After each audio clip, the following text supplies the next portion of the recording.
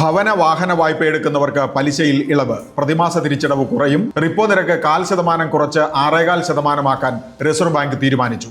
5 വർഷത്തിന് ശേഷമാണ് ഇത്തരമൊരു കുറയ്ക്കൽ. വളർച്ചാ മാന്ദ്യവും നാണ്യപ്പെരുപ്പവും നിയന്ത്രിക്കാനുള്ള ശ്രമമാണിത്. ഓഹരി വിപണിയിൽ പക്ഷേ ആവേശം ഉണ്ടായില്ല. ഏപ്രിൽ 1 മുതൽ അടിസ്ഥാന ഭൂനികുതി 50% വർദ്ധിക്കും. ഇലക്ട്രിക് വാഹനങ്ങളുടെയും 15 വർഷം കഴിഞ്ഞ വാഹനങ്ങളുടെയും നികുതി തുക ഉയരും. കേരള ബജറ്റിലെ പ്രഖ്യാപനങ്ങൾ സംസ്ഥാന ജീവനക്കാർക്ക് ആശ്വാസകരം. ക്ഷേമ പെൻഷൻ വർധന പ്രതീക്ഷിച്ചവർക്ക് നിരാശ. ടൂറിസം മേഖലയിൽ കെ ഹോംസ് അടക്കം പുതിയ പദ്ധതികൾ ബജറ്റിൽ. സൈബർ തട്ടിപ്പിലൂടെ ബാങ്ക് അക്കൗണ്ടിൽ നിന്ന് തുക ചോർത്താതെ ഉപയോക്താക്കളെ രക്ഷിക്കാൻ പുതിയ ഇന്റർനെറ്റ് ഡൊമൈനുമായി റിസർവ് ബാങ്ക്. തനിക്ക് കിട്ടിയിരിക്കുന്ന സന്ദേശം ബാങ്കിൽ നിന്ന് തന്നെയാണെന്ന് തിരിച്ചറിയാൻ ഇടപാടുകാരെ സഹായിക്കുന്നതാണ് എല്ലാ അംഗീകൃത ബാങ്കുകൾക്കും നൽകുന്ന bank.in എന്ന പുതിയ ഡൊമൈൻ. മൈസൂർ ക്യാമ്പസിലേക്ക് റിക്രൂട്ട് ചെയ്ത 400ഓളം ട്രെയിനികളെ പിരിച്ചുവിടാനൊരുങ്ങി പ്രമുഖ IT കമ്പനിയായ ഇൻഫോസിസ്.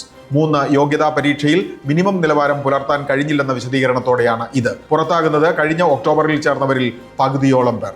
നെടുമ്പാശ്ശേരി വിമാനത്താവളത്തിലെ കഫറ്റീരിയയ്ക്ക് സമീപം മാലിന്യക്കുഴിയിൽ വീണ് 3 വയസ്സുകാരന് ദാരുണാന്ത്യം. മരിച്ചത് രാജസ്ഥാൻ സ്വദേശി. സഹോദരനൊപ്പം കളിക്കുന്നതിനിടെയാണ് അപകടം. പൊതുജനങ്ങൾക്ക് പ്രവേശനമില്ലാത്ത സ്ഥലത്താണ് സംഭവമെന്ന് സിയാൽ. ബിസിനസ് വാർത്തകൾ വിശദമായി അറിയാൻ ധനം online.com.